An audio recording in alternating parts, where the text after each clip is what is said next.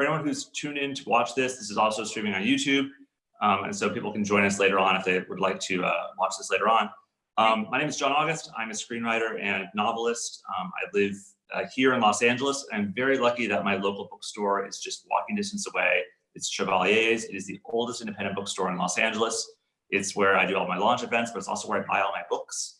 And so when Chevalier's, like all the indie bookstores in the country, needed to close down because of COVID-19, I was hugely bummed when they were able to reopen and do delivery and sort of special, they're sort of in a half open state, the way that everything is half open these days.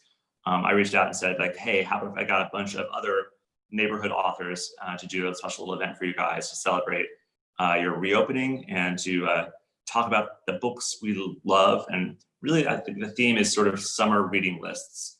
And so Stuart and Leslie, growing up, did you have summer reading lists? Did you have the books that were assigned to you to read over the summer by school, by teachers, by librarians? Leslie, you want to go? I think I did. I do not remember anything about them, but I do remember reading a lot over the summer and wanting to, and liking a book, like Harriet the Spy, for instance, was my favorite childhood book. And as far as required reading, I don't remember anything that I had to read that I really loved, but I was always reading something.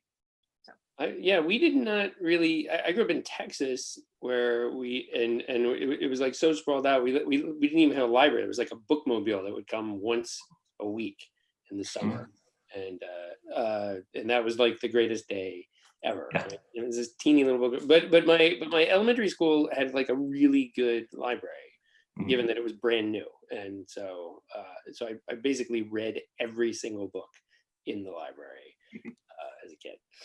Yes, as did I. So before we started this event, I asked you all to send through lists of some things that you really enjoyed, and we put up a list on Chevalier's page. So if you're watching this right now, you can go to chevaliersbooks.com and you can look at this event page, and we have a list of sort of some of our recommended summer reading for kids, for middle grade, for YA, for adults. And I thought we might talk about some of the books that we really like for kids. We'll start off with sort of the really youngest age and sort of move up a little bit and sort of some of our picks that we made. If people are curious about any of these books, if you are in Los Angeles, you can just go to you can order them from the bookstore and pick them up there. Otherwise, you can order through bookshop.org and support your local bookstore. Stuart, do you want to talk us through any of your picture books and kids books? The picture books, I should have them. The one that just jumped to mind, I think I put up right up there was Leonardo the Terrible Monster, right? Which is Mo Willems. It's like sometimes I'm like afraid of the person who just constantly is creating just one great book after another. But Mo just is so insanely creative and talented, and that's just like Leonardo the Terrible Monster was like, it's enormous. It's an enormous book, and it was really like the first book that my son could read, and so that one is very special to me, that we would sit there and read that one. And then I believe I put a book called A Very Hungry Lion, or Hungry Lion and a Dwindling Assortment of Other Animals, which is done by Lucy Cummins, who does my book covers. And Lucy is just also insanely talented artist. If you see my book covers, they don't look anything. They like the art style she does for the covers is so different than a Hungry Lion. But A Hungry Lion is a book that when I read it, it just made me laugh out loud, which doesn't happen that often. So it's a kid's book that's beautifully done and also really funny in a very short period of time. Well, that's so crucial to think about kids' books, because so often as a parent, we're reading those books to a kid, or we're reading that book to a kid 1,000 times. So the best of those kids' books are enjoyable both for the kid and for the adult who has to read it for the 1,000th time. And that's why Mo Willems also has a book on my list, which was Don't Let the Pigeon Drive the Bus. It so perfectly captures that energy. Like Pigeon feels like such a toddler energy, and just like, the lack of impulse control and the wanting to do everything right now. Mo Willems just channels that spirit so well. Yeah. Leslie, what did you have on your kids lists here?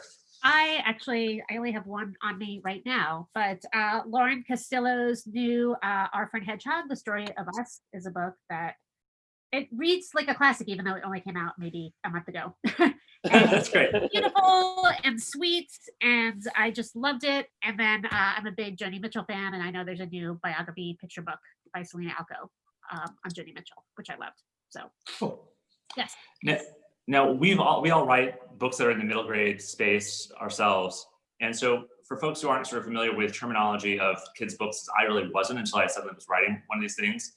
There's a period of time where you transition from books that are strictly read to a kid, kind of, or the picture books and those things, to things where a kid can read them by themselves, or sometimes it's, you're reading a chapter at bedtime, but a lot of the books that we're reading are sort of in that space. So Stuart, Spy School, obviously, we know you from that. We have other books out now. Talk to us about your books and sort of like what brought you into writing this space of books for. Why did I start doing it? It was, I honestly had always thought that I was going to write, if I was ever going to write books, I would write them for adults. Mm-hmm. And I had made a few attempts to do it. And then my current book agent, I was represented as a screenwriter, and my agency said, "Oh, you can talk to someone in our book division." And she was like, she called me up and said, "Had you ever thought about writing middle grade?" And the moment she said that, it was like the face palm of all time for me to sort of go like, I don't know why I hadn't thought about it. And I just had quite a lot of ideas that I was thinking were maybe going to work for adults. And then I thought, oh, no, that would actually work much better middle grade. Like the Fun Jungle series, which is a mystery series set at a zoo. And I had thought that maybe I'd have a veterinarian in investigating crimes, but then I thought, oh no, you can have a 10-year-old or 11, 12-year-old investigating crimes at a zoo, because nobody considers any crime that happens against an animal to be like, who investigates that? Yeah. I don't know. So it sort of falls in the cracks of what a crime is. And that was sort of the beginning of me saying like, oh, I could, having read all of our stuff, it seems like, in a sense, like we write for you're writing middle grade, but you're not really like, none of us write down to the kids. You're just writing a story that you want to read. And it just so happens that the protagonist is 11 or 12. Yeah.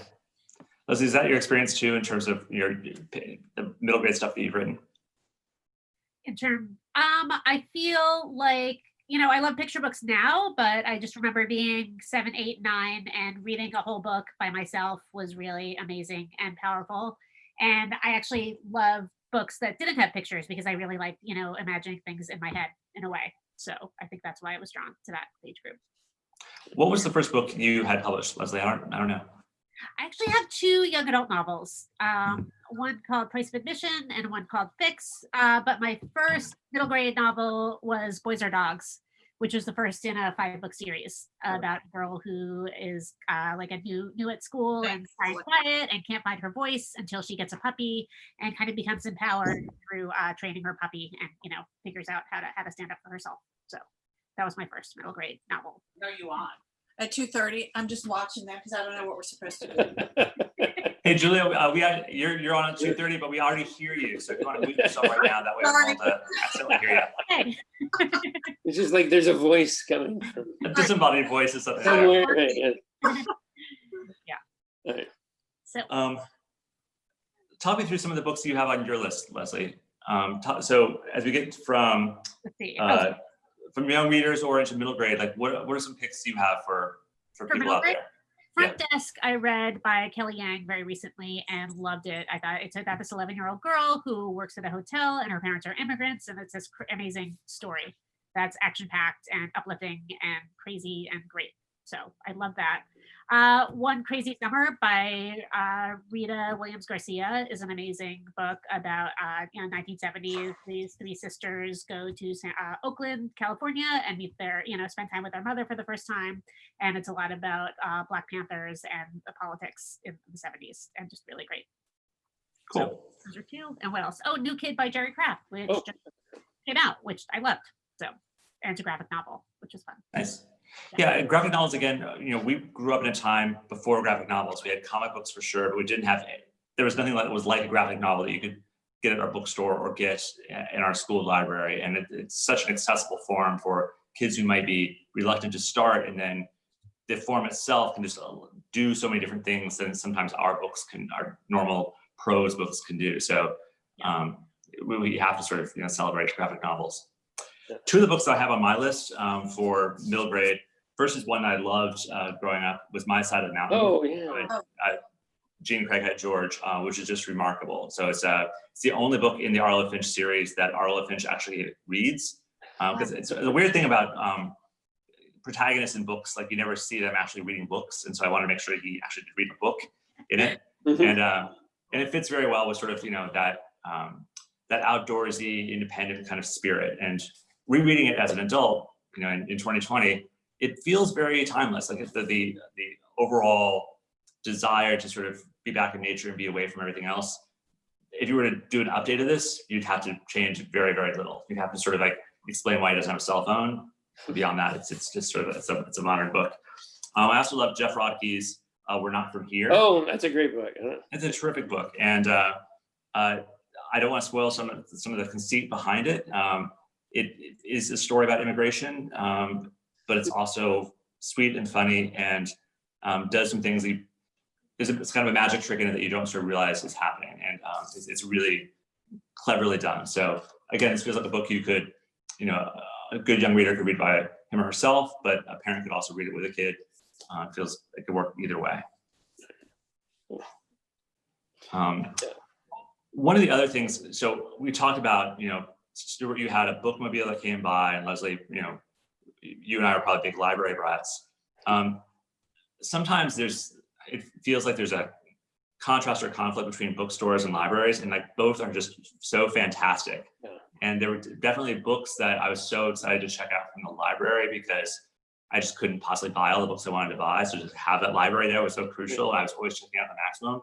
But there were some books that I wanted to own because I just knew I would go back to them 1,000 times. So one of the books on my list for that is one that didn't exist at the time, but I kind of wish I had existed at that time. It was the Marvel Encyclopedia. Oh. And man, if I were a 10-year-old right now, and I could have this would be a summer's worth of entertainment for me, because it's just literally an encyclopedia of all the Marvel characters, going through them with their powers, their origins, their histories, and how they've changed. I actually just got this back from my friend who's writing a book for movie for Marvel right now. She needed to bone up on some of the history of stuff. So there's a DC thing like this. It's just a great gift for a kid who really loves the superhero movies. And since we don't have any superhero movies this summer, maybe get them a book full of these things. That's great. At Chevalier's, they can order it. Yes. At Chevalier's. And should say that, Stuart, your books, and Leslie, your books are all at Chevalier's. My books are at Chevalier's.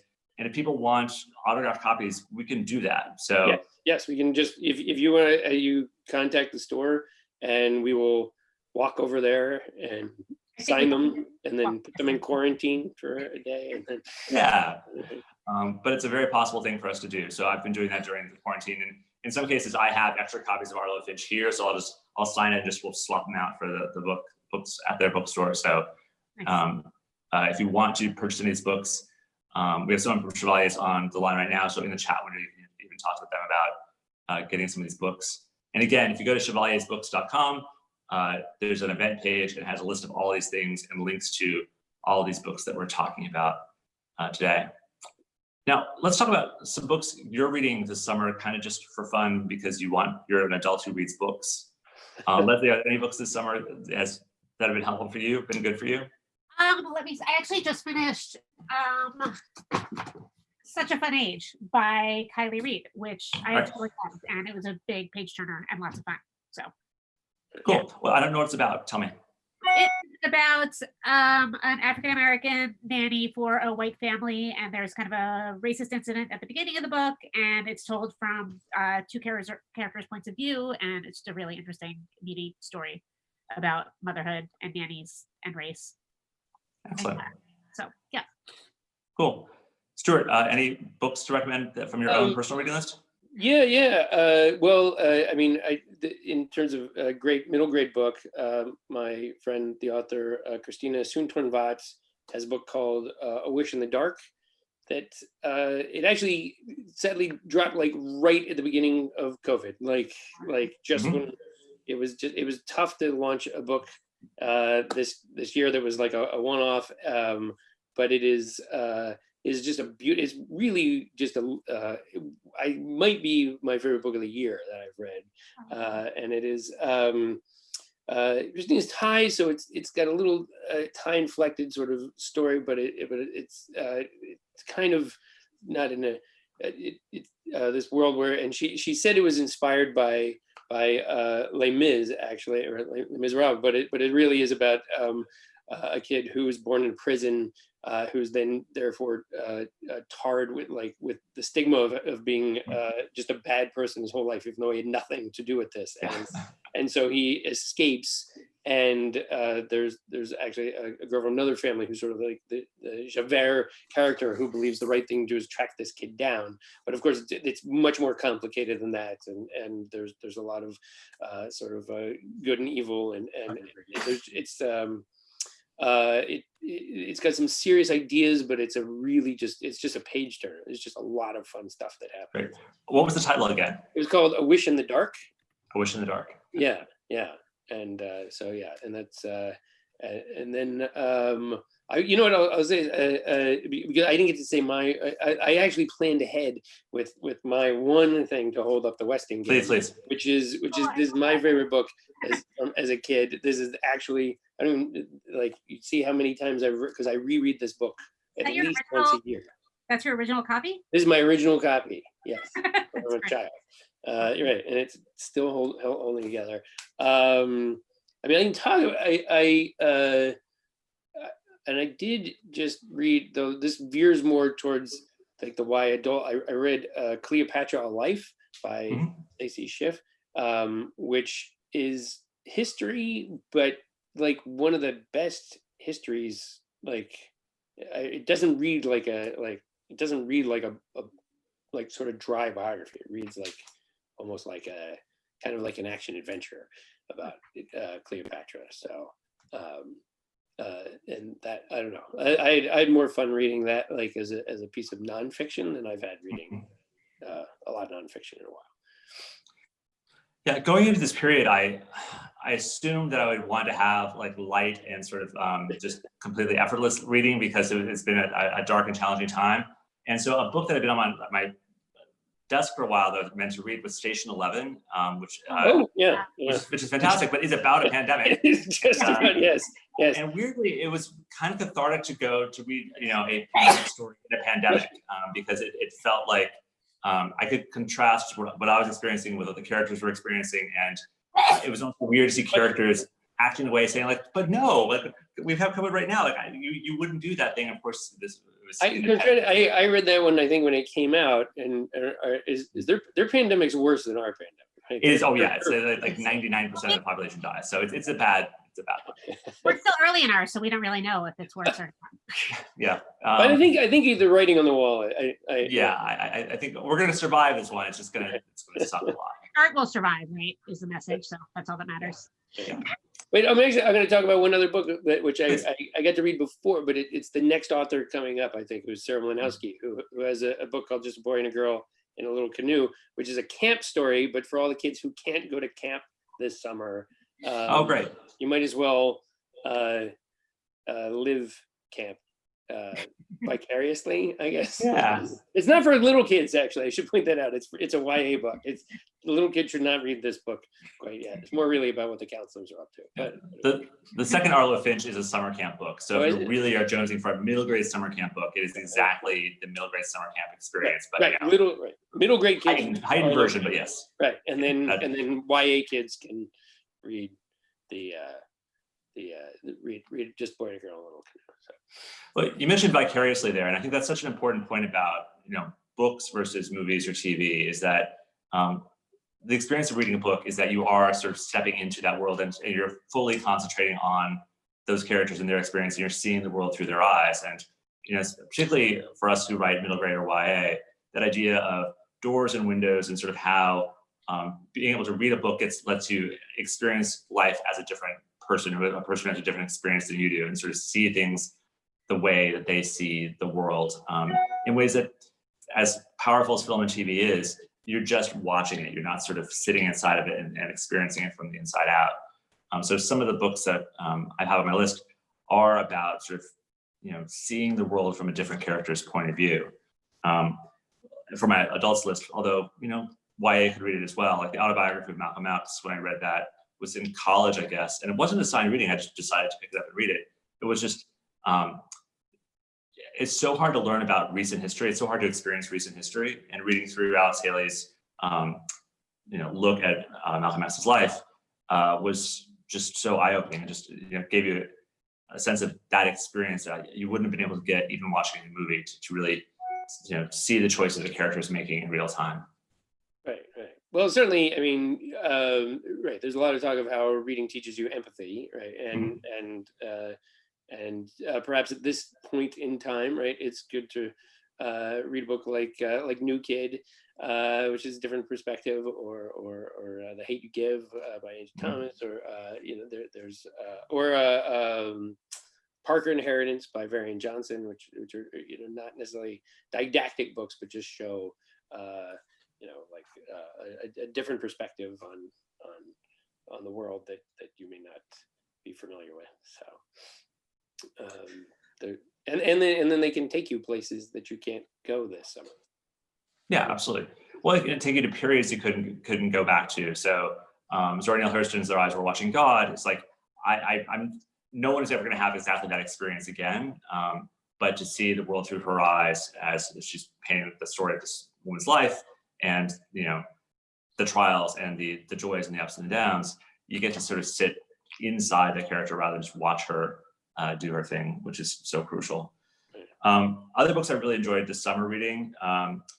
Trick Mirror is a nonfiction book by Gia Tolentino. It's a series of essays. She's just an amazing essayist.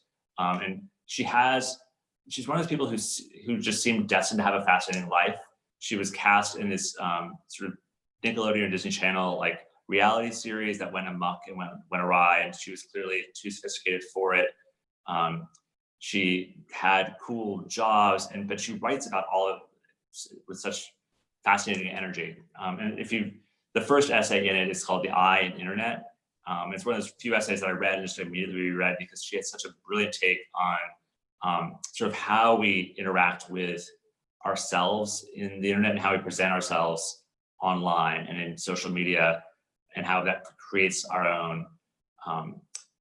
It is a reflection. It's a trick mirror that sort of we're portraying ourselves back the way we wish we could see ourselves, and how we sort of curate and perfect it in ways that are so different than any other generation has had. So I strongly recommend. And we take a lot more pictures of our food. We do take a lot of pictures of our food, and we want to pretend that we're living a life that we're not really living, and that creates this impossible feedback loop with everyone else we follow and what they're trying to do. Right. I've had a lot of pandemic envy lately, and I have to remind myself, like, this is just what people are showing. This is like the 5-minute sliver of the day where it just looks this way. I think. I don't know. That's what I tell myself. Leslie, what are you writing right now? Are you writing during this period? I am. Yes. I mean, I'm delayed. I was supposed to finish a book a few months ago. It's not done, but it's about internet addiction and tweets and depression. So we'll see. Well, that's incredibly relevant. So it is. It's very relevant. So as a YA book, or how is it set up? Kind of upper middle grade. The main character, it starts on her 13th birthday. She gets her phone for the first time. So. Yeah, upper middle grade is sort of it's a very specific point. I know. I feel like 15 years ago it would be YA, but now it's not YA, and they call it upper middle grade. I guess like 10 to 14 to be where my last few books were. So what I would find so exciting and challenging about what you're describing is how do you portray that accurately without glamorizing it, or sort of like creating this sort of weird feedback loop. It's tough to sort of portray that period accurately and not make it feel like that the problems are problems you want to have. Right. So yeah. Tough and challenging. Yeah. And have you found your writing routine, impacted by all of this? Yes. Yeah. In a huge way. Yeah. I have no routine. So everything from parenting to writing to where everything is just out the window. So I just try to do what I can. So, yeah. And Stuart, how about you? How's I'm your... getting addicted to screen while I'm writing this book about screen addiction. Just hopefully it's Yeah. temporary. I think I went the other way. I don't know. My kids are a little older than Leslie's kids, and so like I was supposed to travel. We were supposed to like there's been no traveling for book tour, no traveling for anything. So suddenly, I had more time than I realized, and we have a pretty COVID-proof job in a certain sense, right? Yeah. So all things I realized I could slot another book release in next year. Oh, wow. So I'm actually going to have 3 books come out next year, because That's a lot. would not have happened if we'd not had this. I'm doing anything I can to find a silver lining in this thing. But I realize I'm lucky. My kids, we like this happened, and we hit the point where like there are a lot of people saying like my kids are bothering me all the time, and I like wander through my house trying to find my children. They just went like, if I said to them like, hey, you guys could just be in your rooms playing video games or on your phone chatting with your friends all day, they'd be like, great, okay, that's fine, that's great. So how about you, John? How's it going? And are you working on more fiction? Or I'm not working on any books at this point. I'm writing some movie stuff, and it's been going okay. I think it's a little bit slower because of all of this and others, stuff that's sort of put on my plate. But it's been nice to have some sense of like, okay, I can leave this other reality and just go back into the writing project and not have to worry about other stuff. Tom Lennon, welcome to the show. And Aline, if you want to join us here as well, we're about to transition out with authors. we're getting kicked out. It's been really nice to have that work to be able to go to and not be just again sort of to step away from the news and the headlines and the worry, and just be able to focus on my own work and the things I can control has been a luxury. So I really enjoy that part of writing. Writing is still tough on the best days, but it's nice to have some sense of control of that. Stuart and Leslie, it is an absolute pleasure to talk with you. Thank you so much for joining us. So we need to remind everybody that we are doing this on behalf of Chevalier's Books, which is the LA's oldest independent bookstore. It's our neighborhood bookstore. We're all like throwing distance from this bookstore. We love it. The lists of books that Stuart and Leslie have talked about are up on the list, up on the website, the event page, and we'll add other stuff that we mentioned along the way in this conversation. But it's an absolute pleasure. Stuart and Leslie, have a great afternoon. Thank you for having us. Okay. We will leave you with this other fine group of authors as well here. Good to see you guys. Bye. Oh, it's a tremendous pleasure to welcome you all here. So Thomas Lennon, Julia Johnson, Aline Brosh McKenna, it is an absolute delight to see all 3 of you here on the Zoom. Hi. How are you guys? Good. Good. So the official first question of every Zoom conversation is, how are you holding up? So Julia Johnson, how are you holding up? Hey, use my middle name because there are 5 million Julia Johnson. So it's absolutely. Julia Claiborne Johnson. Julia Claiborne Johnson, how are you holding up? I'm holding up. Actually, I'm doing okay. I was finishing a book like at the beginning, which was the greatest because I was so distracted from everything else. And now it's very weird now. So I'm just cleaning. I'm doing like all the things people were doing a month ago or 2 months ago, where I started baking bread in flower pots. I was very excited. I was at the garden store. I was like, oh my God, I could use this. I needed a pot. I used the flower pot. And my laundry closet, it's very, linen closet looks like a magazine. So, that's what's been going on here. That's great. Thomas Lennon, how are you holding up? Hi, John. It's so nice to see all of you, by the way. We the last time I saw most of you was in the dark at Lucy's El Adobe. Right. We had a little author meetup, and yes, we were sitting around there drinking some beers and talking middle grade fiction. We were. It's a great racket, middle grade fiction. Just the best. That's where it's all the big money, all the big fame. That's what middle grade is all about. It's been an amazing time for me in terms of like being with my family and doing stuff together. Writing, it for me, and I know, John, you're certainly more organized than me, Julia and Aline, I'm not sure what your organization level is, but I find that for book writing, it's been really weird because suddenly, you know, it almost reminds me a little bit when everybody started, when email began. And you know, I used to use my computer to write comedy sketches and jokes and things like that. And it was always in front of me and doing that. And then there was a period when everything in the entire world got moved onto everyone's computers. And the only way I could describe it to a friend of mine is I said, a friend of mine was a saxophone player, a really good one. And I said, can you imagine if everyone in the entire world started using a saxophone as the main way of communication and everything they did all day long, every day?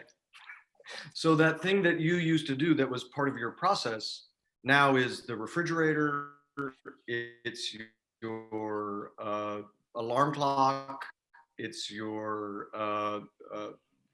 companion, it's literally everything else. So it's an interesting time to, I find I'm unbelievably distracted. And I find I can write in like fits and starts of, but I do find for me, I think the best thing to do is I keep trying to write different things. What I basically do is I write anything that's not the book that's due in October is going great. Yeah. So yeah. That's good. Julie Buxbaum, welcome. We're so excited to have you here. Thank you. Sorry I'm late. I had technical difficulties. No worries at all. We're excited to have you here. We were asking the standard Zoom question of how you're holding up. Aline, I talked to you a bunch, but how are you holding up this week? You know, I had a crappy day one night, and I was looking at old pictures from a pre-pandemic party, and I was texting on, you know, one of my group text chains, and I was saying, you know, I miss the hugging and the laughing and the sharing food, and a friend of mine instantly texted back and said, I am so happy I do not have to hug random strangers ever again. You are depressing. This is a year out of your long, long life. Get over it. And I was like, well, that was a sort of the refreshing New England Spartan slap in the face I needed to say, like, you know, in the scheme of things, being stuck in our, you know, my boys are not being conscripted and sent to war. And obviously, especially lately, we're just aware that there are things happening in the world that are just way more dire than the fact that, you know, I'm stuck inside and consolidating my grocery requests. So I feel like, you know, I feel better about it after having been tough-loved out of it. And Julie, I've been thinking about you just because I remember our first conversation about book writing was our kids went to the same school. And so we were at a restaurant and we were on a patio, we were talking through books, and like I was just starting to write a book, and you had written books, and I wanted to ask you all these questions. I miss being out places and hanging out with people. But how are you holding up during all this time? I'm okay. I feel like I am not nearly as optimistic as Aline. No, I'm fine. Did I spend maybe an hour researching how to move to New Zealand yesterday? Perhaps. Fully reasonable. I mean, this combined with the election is sort of what's blowing my mind. And I'm trying, like, I feel like I'm okay as long as Biden wins in November.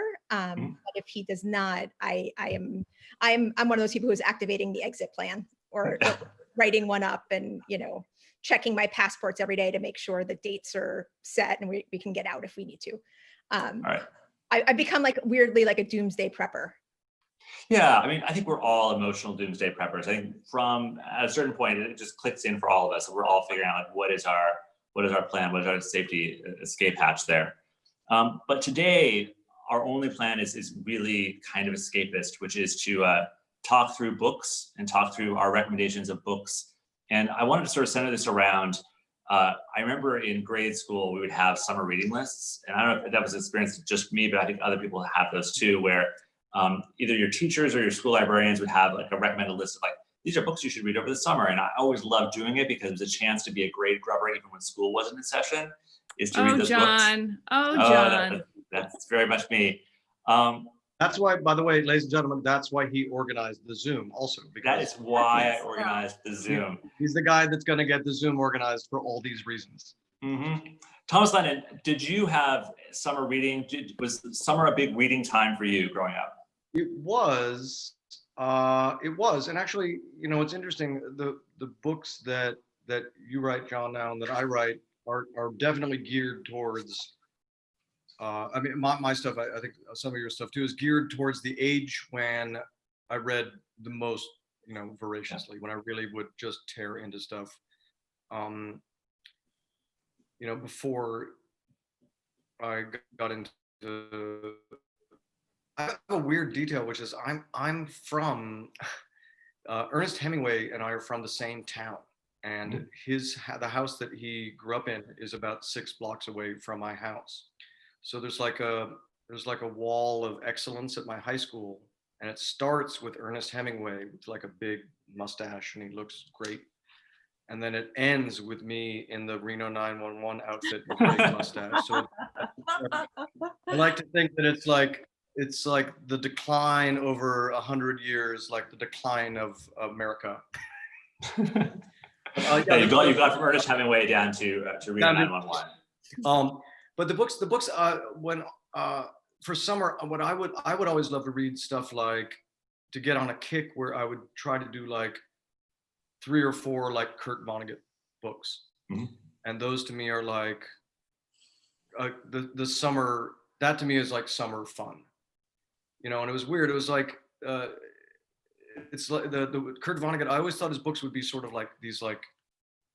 The name sounded scary. Like whenever I heard the name The Grateful Dead, I was like, this sounds like the world's scariest heavy metal band. And then you hear The Grateful Dead and you realize like, oh, this is like a folk band of like a bunch of weird folkies. But Vonnegut, to me, they sound scary, you know, like Cat's Cradle and things like that, and Galapagos, and they always sound like thrillers. But what you don't realize is they're very, very high comedies in the guise of scary books and thrillers. Julia, did you sorry? And they're go. Yeah. Julia, did you have a summer? Did you have experience as a summer reader? Was this summer a big time for reading for you growing up? Well, I grew up I lived on a farm. So when I wasn't playing with my pony, I would go into the library and I read all the P.G. Wodehouse novels, and they were on the bottom row. And I can remember the carpet, you know, that outdoor library carpet, lying on it and going through. And it was such a good thing. This is what he was talking about, Kurt Vonnegut. It made me think about it, because I read all those novels. I was like, oh, it's kind of the same people in every book, even though they weren't literally. Yeah. It's what my husband calls the rep company, because I've written 2 books and like basically I have the same characters just in different shapes. So I'm like, but Wodehouse did it too. It's okay. So, but yeah, that was, what else did I read? I just thought the only one I can remember from the reading list was A Separate Piece, which I reread recently, like 10 years ago. And I was like, oh, this book is so depressing. And a lot of those books you had to read when you were 13. Like I didn't understand that the Hemingway one, The Sun Also Rises. I was like, why don't they just kiss? What's the problem? I didn't understand what the issue was. And also I didn't understand that Catcher in the Rye was survivor's guilt. Like when you read them when you're a grown up, you're like, oh my God, this is what this book is about. I had no idea before. So that's I definitely remember some of the books on that summer reading list. Like I just wasn't ready for them. And so maybe it was good I was being thrown in the deep end of the pool and like you're sort of figuring out as best you can. But like I remember being assigned Pride and Prejudice and just like not getting it. Like I didn't understand that it was funny. Just like I wasn't old enough to really get it. And then you read it as an adult and it's like, oh my God, this is delightful. This is how modern novels begin. But at the time I was reading it with like as a 9th or 10th grader, I couldn't get it. I know somebody who quotes himself a lot, but I am going to quote myself because in the first book I wrote, there's a line, because a girl does that. She reads a book when she's young and then she reads it in college lit, and she cries and cries. And the professor says to her, now you understand it's not youth that's wasted on the young, it's literature. Because that was my big takeaway from reading all those books. as an old person. So. Aline, how about you? Was there summer reading on the Brosh household? I mean, I was that's all I did was read. And, there were no shows to binge. There was nothing to be binging in the 70s and early 80s. So I read, and it's funny, I read I read Leon Uris and James Clavell and John Irving and John Updike and all those like really kind of male macho things as a kid. I mean, I read Bronte and those kinds of things too, but I just remember reading the John Updike Rabbit books and being like, wow, is this what adults are doing? And there's so much cheating and misery. This is interesting. And I still feel like I never quite got there. But man, I also read those James Clavell books like over and over again. So I would do the school reading, but I was always like a very, very much a reader of, I always had like a really, really thick book. And there's just like, the way you dig into Exodus when you're 14, and it's like, you're in the swimming pool in the summer. There are all these pictures of me in the pool with the book open, wet, Yeah. And so, there's so much great stuff for the kids to watch on TV now, and it's great. But I'm very nostalgic about all that time I spent really just sucking up that tiny, tiny print. Oh yeah. Mm-hmm. You wonder if that might ever happen again. It's tough if it will ever happen again. But like back in the day, you could either read or learn how to play an instrument. It's like Right. the choices are like even the sense of like, I was reading before there were Walkmen, and so like I didn't have the ability to just like have my own music. I couldn't sort of tune anybody out. So like having a book was a way to tune people out. Of course. We also took long That's car true. trips. That's true. It was a way to avoid whatever was going on downstairs for sure. Yep. Yeah. Julia, what was your experience as a summer reader? I read constantly my whole life. I'm a huge, huge introvert. And so books were my way of hiding from the world forever. I feel like no one even knew I could talk until maybe high school. So I would just sit in a corner and read for hours and hours and hours, but I wasn't reading, great works of literature. When I was a kid, we didn't have YA like we do now. So I was reading romance novels. And so at 10, I was reading Danielle Steele. Which blew my mind because again, I didn't know what the adults were up to. And so I learned. What about any Judith Krantz? Oh, yeah. Oh, a little bit of Judith Krantz, but I tend to go a little dirtier when I was 10. Is Danielle still, she gets real saucy? It's pretty explicit. Yeah. Like lots of throbbing members and things compared to vegetables. And I ate it up. I mean, no pun intended. I read Jackie Suzanne too. Yep. Jackie Collins. I mean, there was all of them. Anything you could get at a drugstore from that like spinning silk. My parents would buy me. I don't know if they knew what was happening in the books. I think maybe they were just happy I was reading. And so that was my steady diet growing up. I mean, I did also do the summer reading I had to do for school. I was a good student, but like the same thing is happening in Farewell to Arms. He just describes it in such an abstract way that you kind of can't tell till it's already it just already happened and you missed it. Yeah. Hey, Julie, I just remember being in the drugstore where they had the spinning thing and taking out a book and saying to my mother, please buy this for me. I was probably 8. It was called The Valley of the Dolls. And she's like, oh no, honey, it's not that kind of doll. So. Well, let's talk about some of our all-time favorites. Maybe Julie, if you want to start us off, you have a nice long list here. So talk us through like for different age periods, like things that you would recommend that people might want to check out either for themselves or for their kids. Is this me, Julie, or Julie Buxbaum? You, Julia. Sorry, okay. Yes. This is like the youngest book. I just scrambled some together really quickly.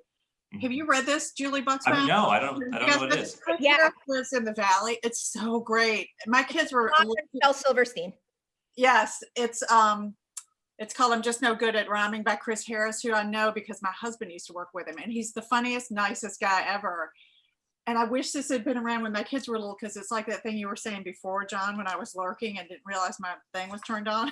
But you read it over and over and over and over. So I've only read this a couple of times, but there are a couple of poems in here where I was just like, but mostly they're just really funny. And he's a great guy. And they go on like scavenger hunts and stuff in real life a lot. This is the book I've had a hard time reading lately because I'm so distracted by life. But this is the book I just read that cracked me out of it. It's called Writers and Lovers by Aline King. And it's really just kind of funny and delightful. It just came out. And she wrote it Euphoria. If any of you guys read Euphoria, I like this a lot better. And let's see, what else do I have here? This is my favorite book of all time, News of the World. This is my current book, famous. And it's, I think Tom Hanks is gonna make a movie with it. And the, it's the same publisher as me, and it came out, and then a week later it got nominated for a National Book Award. So I said to my editor, I want to read it. So she sent it to me, and I opened it up, and the jacket copy says Paulette Giles is a poet and memoirist. And I was like, oh, this is going to be so like boring and horrible because it was going to be really serious. It's fabulous. It's so good. I can hardly stand it. And I have her next book, which just came out. I haven't read it. Simon the Fiddler. They'll have this at Chevalier's, I'm sure. And they have this one in paperback. I can go on for hours, stop me. But I have some others here, but somebody else have a turn. Thomas Lennon, what books would you recommend people check out? Do you have any top picks for different age ranges? I'll do a couple, and I think one was actually already on one of your lists. I'm sorry, I'm in a basement in Wisconsin, guys. If you're wondering. Fantastic, where you should be. Yeah. Everybody was like, "What's the backup plan?" I've already gone to the backup plan. There's room there for my family. Pick me up on the way, Julie. So my picks would be it was just funny because I think John, did you pick a Mo Willems book? You did. Oh yeah, I mean everyone loves Mo Willems. Both Stuart and I both picked Mo Willems.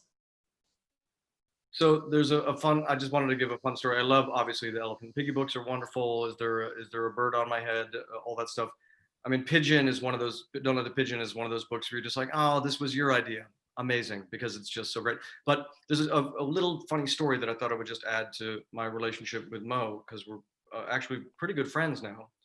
I'm in comedy because of Mo Willems, but by a very roundabout way, which is he had the premier flagship comedy group at NYU, and they had a member who was terrible, and they kicked him out. And the guy that they kicked out started the comedy group that I'm in called The State. So that's really funny. Mo being so difficult is what's got me basically into comedy. And then my junior year at NYU, in the Brittany dorm, the dorms were awful. And my roommate threw up on the rug the first night. And I was like, I'm going to move into this like walk-in pantry closet. And I moved, it could just hold a bed and like had about a foot around it. And I'd lived in the closet in 1003 Brittany at NYU for a year. And then I ran into Mo years later and we'd become friends again. And he was like, you know, back when I lived in the closet on the 10th floor of Brittany, and it turned out that Mo and I, 2 years apart, lived in the same closet at NYU, which is very strange. So I was going to send them a plaque or something. So I love all the Mo stuff. My two picks, if I was to say, like, if you woke me up in the middle of the night and said, pick two books really quick, quickly, I would say the books that I truly love are always the ones with a little bit of a surprise ending. So to that end, I would say A Prayer for Owen Meany, which if you ever watched, there was a TV series that Netflix did called The OA. Did anybody see it? I know, I saw the first season of it, yeah. It's insane. But do you remember the end of the first season is it's leading to the end of A Prayer for Owen Meany, they just took it. And then the other one would be a Vonnegut with my favorite ending, and it's the strangest of the Vonnegut books, I think, is Bluebeard. Okay. And it's one of those ideas that you're like, how is this? And if you pitch the idea of Vonnegut's Bluebeard to somebody, it's a fictional autobiography of an artist who's like a contemporary of Jasper Johns in New York. Right. And it's a fictional autobiography. And then when you get to the last 3 pages of the book, you'll be openly sobbing, or your money back. Mm-hmm. All right. Thomas Lennon has a pitch for you. So buy your book at Chevalier's, and then you can contact Thomas afterwards if you're not sobbing at the end. I buy the Prayer for Owen Meany or one of John's books or these guys' books. But I actually bought a bunch of books at Chevalier's that only came in recently, so I'm just giving them away. So if you go into Chevalier's, you can just have my book. All right, nice. By the way, whether I give away my book or whether I sell my book, I make basically the same. Yeah, True. that's how it works.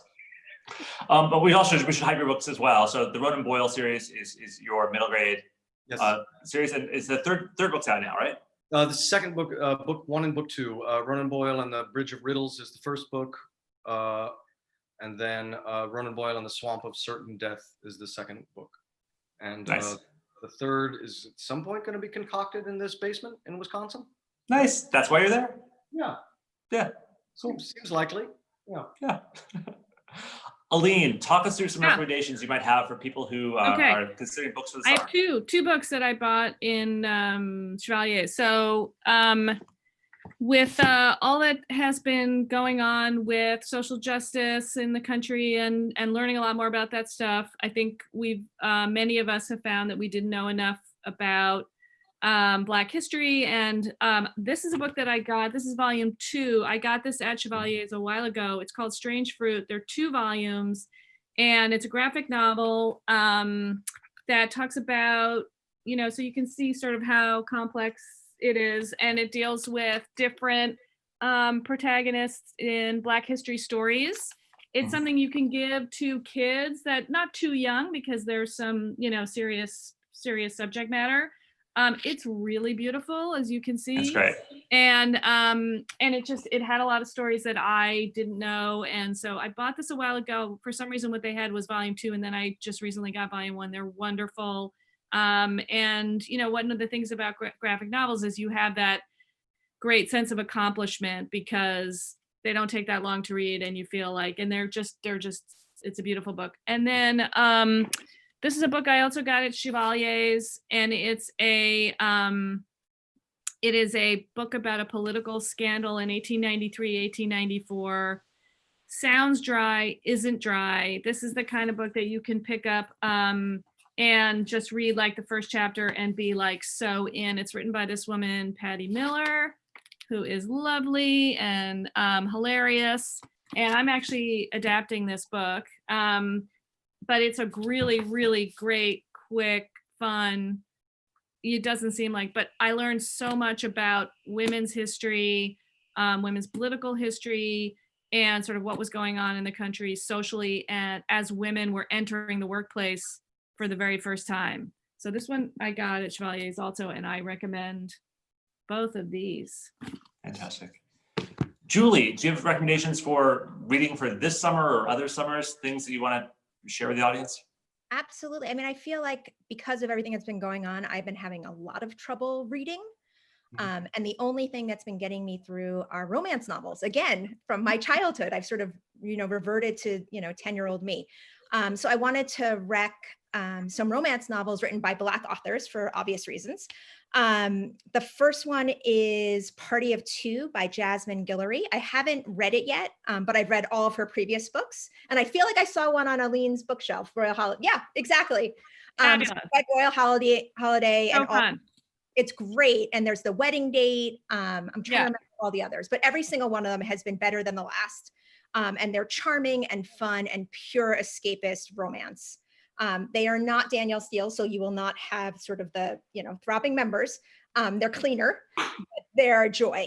There's also the Reluctant Royals series by Alyssa Cole, which are monarchy books, but they're about a fictional monarchy in Africa, in a fictional African country, and they're so much fun. I love anything with monarchy, and this is an interesting spin on it. And lastly, Get a Life by Chloe Brown by Talia Hibbert, which is about a disabled Black woman who falls in love with her super. And it's super cute and a great rom-com. And I think there's a follow-up, Get a Clue, Danny Brown, maybe, which is coming out, I think, in a few weeks. So those are my romance recommendations. On the YA side, I always love to recommend E.B. Zaboy, who wrote a book called Pride, which is a take on Pride and Prejudice set in Brooklyn. And it's about a girl in a Brooklyn neighborhood who is really upset about gentrification, and a very wealthy Black boy moves across the street. His name is Darius Darcy, and it's a Pride and Prejudice story, and it's delightful. So that's YA, middle grade. the Little Leaders and Little Legends series, which are all about Black history, are great for middle grade readers. And then my favorite picture books are just my kids' favorite books, which were Please Baby Please and Please Puppy Please by Spike Lee and Tanya Lewis Lee. And they're illustrated by Kadir Nelson, and they're beautiful and really adorable books. Oh, that's amazing. Those are great recommendations. I have a big pile of things here. So 2 things I haven't talked about yet. When you do book tours, you get to meet like a lot of other authors along the way and sort of see what everyone else is doing. And Lord knows when book tours will happen again, or book conferences or anything like that. But Jason Reynolds' Long Way Down is a YA book that people should check out. It's so hard to find YA books that that boys will read, and I feel like this is one of those ones that sort of keep a kid reading a little bit longer. It's written in sort of like a blank verse, and it's fascinating. So it really is a straight story through, but it's written in a way that is so approachable. And so you're basically following this kid in this elevator, and sort of all the stuff that happens in this elevator. It becomes very trippy and dreamy, but strong recommend here. And then the thing I just picked up at Chevalier's 2 days ago was this new book, The Hardest Job in the World by John Dickerson.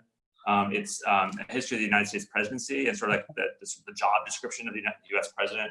And it's always great to sort of see that the job has always been difficult. And so when you imagine sort of the problems we're having right now, I know someone you can send it to, John, who needs it. Well, yes, I can imagine. John, it's the hardest job in the world if you're trying and doing it. Yeah, but it's easy. That might be easier if you didn't really give a shit. This is I love him on Slate Political Gabfest. He's one of the hosts of that, and so I'm very excited to be digging into this book. Also, my daughter is going to start AP US History this year, and so she and I are memorizing the presidents in order. So she's advanced on that. So it's my other summer project is finally memorizing the US presidents in order, so I can win at Jeopardy or something. I don't know. It is such a pleasure to talk with the 4 of you. I see our next batch of authors are here. It was an absolute delight to talk with all of you. Have a great summer. Stay safe in Wisconsin or New Zealand or wherever you end up going. A delight. Thank you all for joining us. Thank you. We have new people joining us in this conversation. And these are all new people to me. So I always like when I get to meet people for the first time on Zoom. Rex, I didn't know whether your last name is Ogle or Ogle, so pronounce your name for me. Well, you know, I've gotten all kinds of pronunciations. My favorite is Ogre, which a lot of teachers used to call me when I was a kid. Just take it. But it's Ogle, but I honestly prefer Ogre, so I'm thinking about changing it. Just take it. Just take it. Yeah. Especially if you do like school book tours, like everyone will love Rex Ogre. So that's the safe space for that. Sarah, I couldn't pronounce your last name either. So tell us about yourself. I can barely pronounce my last name, so not to worry.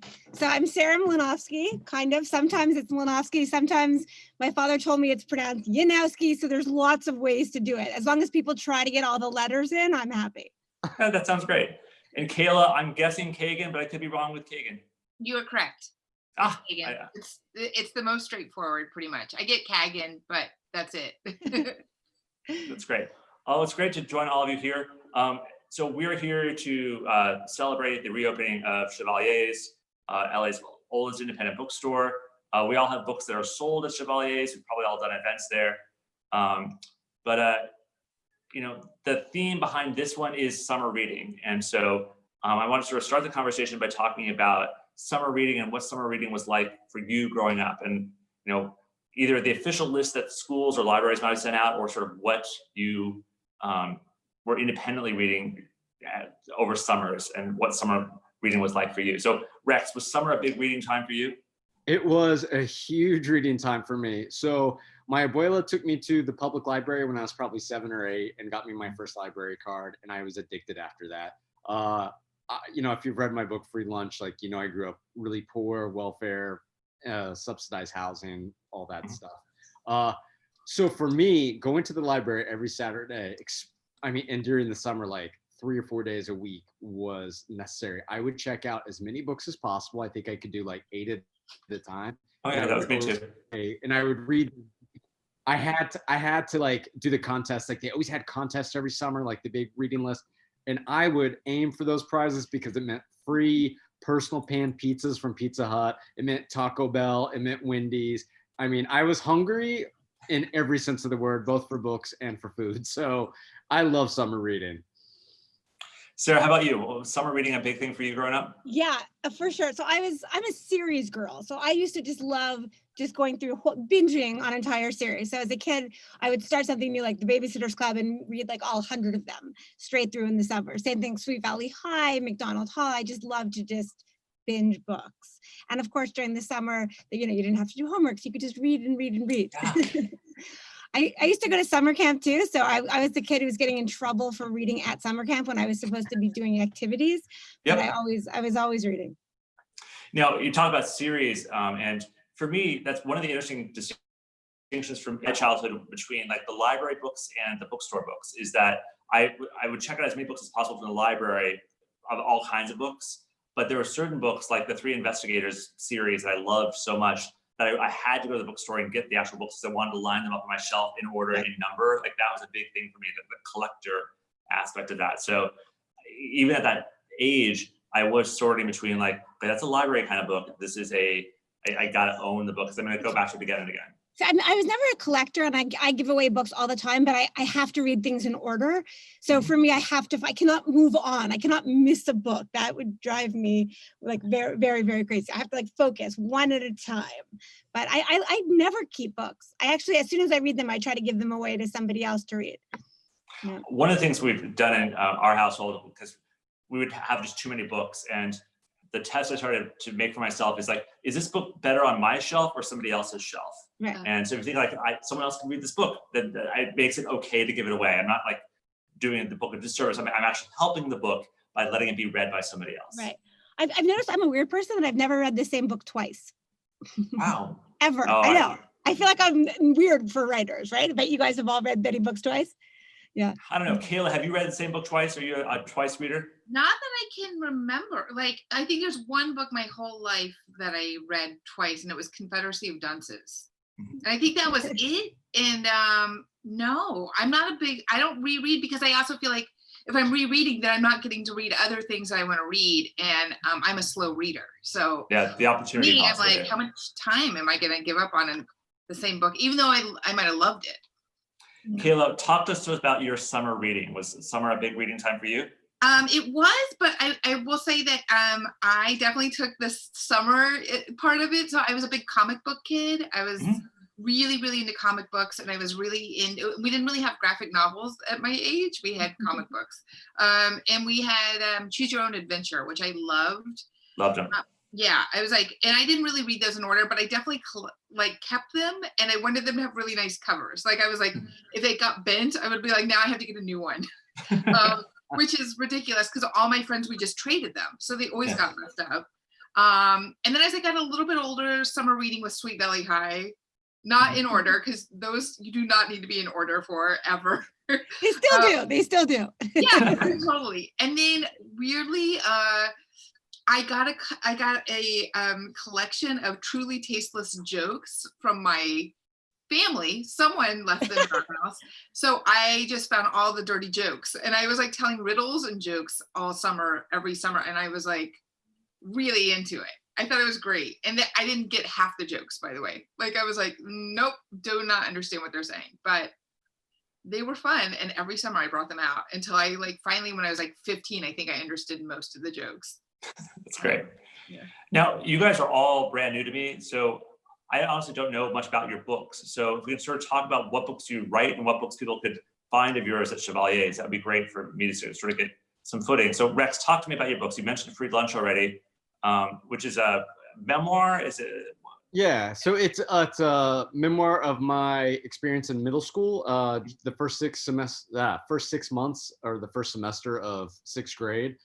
It deals with poverty. It deals with some domestic violence, and of course, it's also mixed in with that middle grade experience of making new friends, trying to figure out where your locker is, trying to wanting to join the football team, all that kind of stuff. And then on a lighter note, I actually write under a pen name called Ray Terciero, Meg, Jo, Beth, and Amy, which is a graphic novel retelling of Little Women. So that's really fun. Those are the only 2 books I have out at the moment under those 2 pen names, but I have a lot coming in the next few years, so I'm super excited. Oh, that's great. Sarah, talk to me about your books. So I will say that in the very first segment, Stuart actually hyped one of your books. So tell us about what you write. I logged on. I think he saw my name logged on, so he hyped one of my books. Well, I think he mentioned Just a Boy and a Girl in a Little Canoe, which is all the way over there, and I'm wearing leggings that I should not be showing. So I'm not going to stand up to get it. But that is a YA novel that's about summer camp, because I spent many years at summer camp, and that's kind of older YA and racier. I've written 40 books, so I write a series called Whatever After, and I had a new one that came out. I've lost track of time in this. Time's a flat circle.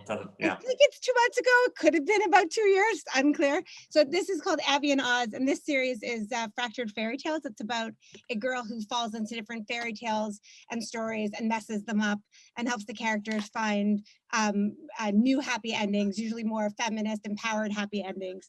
I also write a series called Upside Down Magic, which is very fun to talk about, Kayla, because Kayla's husband wrote the screenplay for this, and it is going to be a Disney Channel movie coming out this summer. So fantastic! It's a small world, but yeah. So this is the series. I write this series with 2 other writers, Lauren Markle and Emily Jenkins, and it is about a group of kids who have magic powers, and they go to magic school, and their magic powers are wonky and a little bit different than the other kids, and they're put in a special class for kids with upside down magic. Oh, that's great. And Kayla, thank you for honoring the Zoom tradition of a dog on lap, because that feels like an incredibly important part of this. Tell me about your books. So I have 2 young adult books out right now. One is called Piper Parish, and then the companion book to it is called Art Boss. And I usually try and not with going into it with purpose, but I almost always end up writing very strong female protagonists and young protagonists. So Piper, who is the lead in both the books, is definitely that. She's a young artist and kind of envisions herself as the next Andy Warhol. Whether she is or not is to be debated, but yeah, so those are my 2. But before that, I've mostly worked as a playwright and written some comic books and essay collections and things like that. So I'm kind of all over. I jump around a lot, but right now focusing on the young adult world and working on a new book right now that we'll hopefully know more about soon. Fantastic. Well, let's talk about our recommendations for people who might be watching this and thinking about summer reading. So either for themselves as adults or as kids or for their kids, what kinds of things we want to recommend. So at the Chevalier's page, so chevalierbooks.com, you can go to the event page for this and you'll see sort of links to a lot of our recommendations. But I thought we might talk through about why we made some of our recommendations for some of these things. Rex, do you want to start us off? What kind of things do you want to have people check out? Sure. I'm just pulling up the list so I know exactly. It's right here. So I guess I would start with middle grade, because I am just loving that middle grade graphic novel. There's such a thing right now. I, like Kayla, love comic books. I grew up on comic books. Like X-Men is like my jam. It, pops up in a lot of the stuff I write, just because I love it. I love comic books. I even moved to New York. 18 years ago. Sorry, I'm really old now. 40, I'm in my 40s. Anyways, but I worked at DC Comics and Marvel Comics, and it was like a dream come true. And so it's like I got to work on all these like amazing characters. And there's just something about seeing graphic novels become a big thing that is highly recognized by librarians, by teachers, by parents. Because I know when I was growing up, every time I was reading a comic book, it's like teachers are like, "That's not reading," and I was like, "It's reading. I promise, it's reading." So yeah, it's great. So for my list, I have a lot of graphic novels. The 5 Worlds books series is just so genius. It's a sci-fi adventure. The first 4 books are out, and I'm like so angry because the 5th book is like not on schedule yet. I'm like, I need to finish it. But it's so good. I haven't read past Amulet book 1, so I'm really excited this summer to read all of them. I also want to revisit the Wayside School series because I've only read the first one like 100 times. So when Sarah and Kayla said they only read books 1 time, I'm like, that's crazy to me. Yeah, I just read Wayside Stories from Sideways School Sideways Stories from West Side School, whatever it is.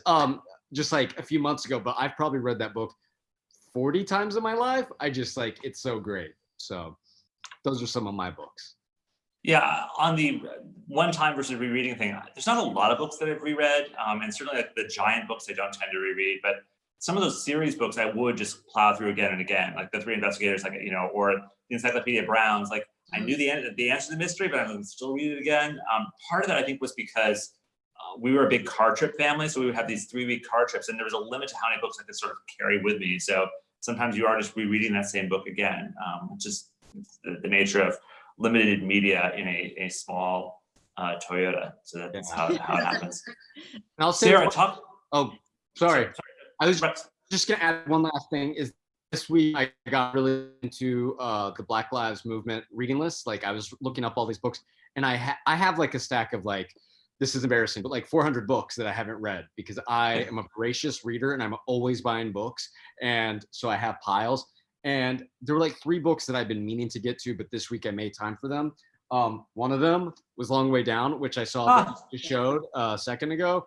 It's so good, especially for reluctant boy readers. And also written in verse is Brown Girl Dreaming, which, I mean, it just made me tear up. It's so beautifully written. It's so good. So, I mean, I love a summer reading list where you can sit down in 1 or 2 sittings and like knock out a book because you feel so accomplished. Sarah, talk us through some of your recommendations for things people should check I'll out. start with picture books because I love them. I still have a bunch. I have a 7-year-old and an 11-year-old, so I have a bunch. So this is my friend Christina Soontornvat's new book called Simon at the Art Museum that just came out, I think, 2 weeks ago. It's about Simon who goes to an art museum, which seems like the most amazing thing possible to do right now. But we can just read about it right now, I think. But it's about this boy who just wants cheesecake. His parents want to take him to the museum, and he finally ends up, learning to appreciate art. I'm not going to, spoiler alert, he appreciates the museum, but it's great. And also I love Sully, which is illustrated by Vashti Harrison, who's one of my favorite illustrators ever. She also does the Little Legends, Little Dreamers, and about a girl who, realizes how she is beautiful inside and out. And just the illustrations are just like the most. That cover is spectacular. I know. It's just, she's amazing, and you definitely have to check out her art. I have so many here that I pulled. Okay, so for YA, I'll go in order of age. Middle grade, Blended, which is a fantastic coming of age book about a girl dealing with her parents divorced and their new partners and race issues, and it's really amazing. My daughter had read it for school, and I picked it up too, and it was just definitely recommended. Really sweet and heartwarming. And a lot of the things I put on my list are books that I am actually planning on reading. I read it as what I have for the summer, which I have not read yet, but I'm super excited to read Rex's book. So I got that to read. I'm really excited to read it because I've been meaning to all year. And YA books. Wait, did I already say? So that was middle grade, and YA again by E. Lockhart. She wrote We Were Liars, and she also is Emily Jenkins, and she's my co-writer for Upside Down Magic, but she writes Lockhart for YA, and she's a brilliant writer, and this is kind of a multiverse book, like Sliding Doors ask about a woman, teenager, not girl or woman, kind of in the middle, who ends up experiencing multiple versions of different things. And I read it in manuscript form, and I haven't read the final yet, but I know the manuscript was amazing, and I'm sure the final is going to be amazing too. And I also just read I'm Not Dying With You Tonight, which is amazing and so powerful. And just like, I could not put this down. I read it in one day. Highly recommend. YA about 2 girls, a white girl and a black girl, who are together at a high school when there's suddenly a shooting, and they end up together, and they lift each other up and help each other survive the night. Spoiler. Can I? Sorry. Yeah. That was also on my list. And I love it so much that last line killed me. Sorry, I'm not going to give any spoilers. Yeah. It's so good. I was like, so good. It's incredible. It's one of my favorite books. Sorry, go ahead. Oh, that's great. Sarah, those are amazing recommendations. So Kayla, can you top that? What recommendations do you have for us? Honestly, it's on my list that I have. Right? Okay, so picture books and young readers. because everyone is stuck inside or has been a lot, and I don't know how it's going to change for the summer, but I think sometimes our attention span gets really short too. So right now I'm recommending a lot of poetry to people and young people too. So I always go with the classic, Shel Silverstein, Light in the Attic. It's funny, it's quick, and it keeps them reading. As well as I'm a big fan of the whole Ian Falconer Olivia books, because yeah, Olivia's a bit of a brat, but like we're all inside and we're all getting a little bratty. And I always love the twist of what happens to Olivia at the end of the books. She's my favorite piggy. I swear by her, and I give those books all the time. For middle grade, I have some of the books with me, not all. And I did get most of these at Chevalier's actually, and sometimes ordering through bookshop.org with working with them. So Brandy Colbert's The Only Black Girls in Town. Middle grade could be light YA. It is so terrific. It is set in California. It's a beach book too. So if you really want to get that beach read in, it is one of my favorite books I've read this year. I've recommended it over and over and over again. It is so smooth. It is so smart. It is so much about friendship and what we think we know about each other and assume about each other, but we don't. We don't know about each other really on the inside. And it's beautiful. I love it. It's funny. It's smart. It's very fashionable. There's a lot of good fashion in it. So it's a fun one.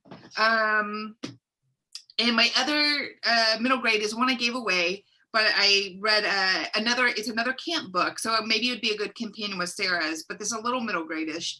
To Night Owl from Dogfish by Meg Wolitzer and Holly Goldberg Sloan.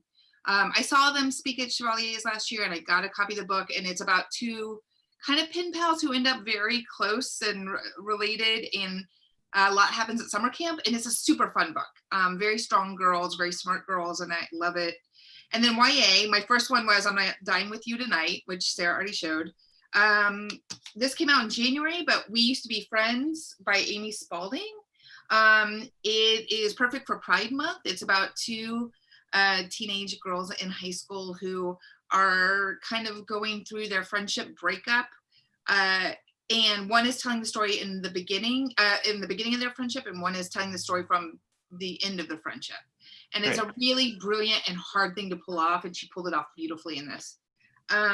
She's also a friend, so I should say that, but it's still a great book, even if we were enemies. Hello Girls by Brittany Calvero and Emily Henry. Emily Henry just had an adult book come out called Beach Read that I'm reading right now, which is really fun. This book is, the easiest way to capture it is just to say Thelma and Louise teenagers. Like that's it, but it's a road trip. It's two girls who like fight it out. These are tough girls. It may not, if you're a little squeamish, you may not like some of the squeamish stuff in there, but it is good. And it kept me hooked. I read this in 2 or 3 nights, and I am a slow reader. I loved it. And then this I also gave away, so I don't have with me, but In the Hall with a Knife, a Clue Mystery by Diana Peterfrund. I might be messing up her last name. It's basically Clue the board game as a book, which That's great. Yeah, it's super fun. It's actually very, very smart, and it kind of borders on like a choose your own adventure. Like it doesn't give you 3 endings like the movie does, but it's really fun and a surprising, like I want to be in a cold New England town and have a mystery happen in the middle of summer book. And lastly, for adult, what's that? Sorry, I didn't hear the title of that one. I want it. Oh, sorry. In the Hall with a Knife. Okay, I love it. Yeah, it's really fun. Like, and all the characters are teenage versions of all the characters in the Clue mystery game. So, and then for adults, the last ones. So if you want something funny and you want nonfiction and essays, Wow, No Thank You by Samantha Irby. Samantha Irby is just a national treasure. I mean, she's so remarkable. I am new to reading her, and so I get to read her first 2 books now, Meaty and I forget what the other one's called, but Wow, No Thank You. I threw the book down because I was laughing so hard. Like I never do that, and I threw it on the ground because I could not keep reading. It's what I needed during the pandemic, I have to say. So Samantha Irby, I was following on Twitter, and she had her first book was coming out, and so she's like, "Hey, would you read it and maybe blurb it?" So I have a blurb on the first Samantha Irby book, and now she's giant. She's a remarkable talent. She's incredible. That just gave me chills because I'm like, oh, That's like one closer degree to Samantha Irby. She's amazing. How to Be an Artist by Jerry Saltz, also nonfiction, very short, very slender. They are basically little facts to keep you going or writing or creating if you're an artist. And really good for adults, could be very good for teenagers. And some really funny stuff in there. It's like having your great Jewish uncle sit at the table with you and lay out the facts to you. It's great. I really like it. So I think on the previous panel, somebody mentioned Jasmine Guillory, also a friend of mine. I'm also excited about Party of Two coming out. Her latest, Royal Holiday, was one of my favorites. And I'm not like a huge monarchy fan. I don't need to read everything about the royals, but I loved it. It was so fun. And all of her books are total escapism, really, really great, and happy African-American characters. I will say that. They're like she's not here telling just stories of woe. She's like uplifted characters and real characters, very real, very strong women. The Glass Hotel by Emily St. John Mandel, best fiction I've read all year for adults. It's a mystery, it's intriguing, the characters are screwed up, I love it, can't get enough of it. And lastly, Weather by Ginny Ophil, I've always messed up her name. She wrote Department of Speculation, which to me is the best book about marriage, best fiction about marriage I've ever read. This is also very small, very slender. This is about the state of the world right now and climate change. Doesn't sound like a real uplifter, but if you know her writing, she's funny and witty and savvy, and she'll get you hooked. And this little book, when it's over, you'll want to reread it, even if you don't reread like me. So that's it. That's great. Kayla, in the chat, we got a save. So Chevalier wrote in to say Samantha Irby's second book is called We Are Never Meeting in Real Life. That's it. Okay. And it was also a staff favorite. So you can find that there at Chevalier's as well. So Kayla, I want to say that for someone who says you're a slow reader, that's what you read a lot this year. Well done. I'm impressed. I feel like I have friends who are like, I read 3 books this week. What did you do? And I'm like, I opened one. Like, I don't know. Well, thanks. I'll take it. I'm never the fast reader. So throughout all this, I've been holding up books and recommending, but 2 I wanted to add in. A short book that I actually picked up while I was on a book tour. So when you go on a book tour, they're always sponsored by local independent bookstores. And I'll always look at what their staff picks are because those are always great books. And so this was a staff pick and I really liked it. It's The End We Start From by Megan Hunter. And so again, it's a post-apocalyptic book, or it's a during apocalyptic book, and like bad stuff happens. But it's written in sort of blank, not verse, but it's really short little bits, and it's written like a poet would write a novel. And it really is just terrific and delightful and spare in ways that I think I always love when people are experimenting with the form, and I really dug this. And then I also am a big fan of reading of what I call interesting, boring books. And so those are books that are like really interesting to read, like at like 11 o'clock at night when you're trying to fall asleep, where it's like, it's filling you with facts, but it's not filling you with so many facts that you got to keep going. It's like, no, you could put it down at any time and then pick it back up again. So one of my interesting, boring books this summer, or this pandemic, was Humble Pie, When Math Goes Wrong in the Real World by Matt Parker. And he has another book, Things to Do in the Fourth Dimension.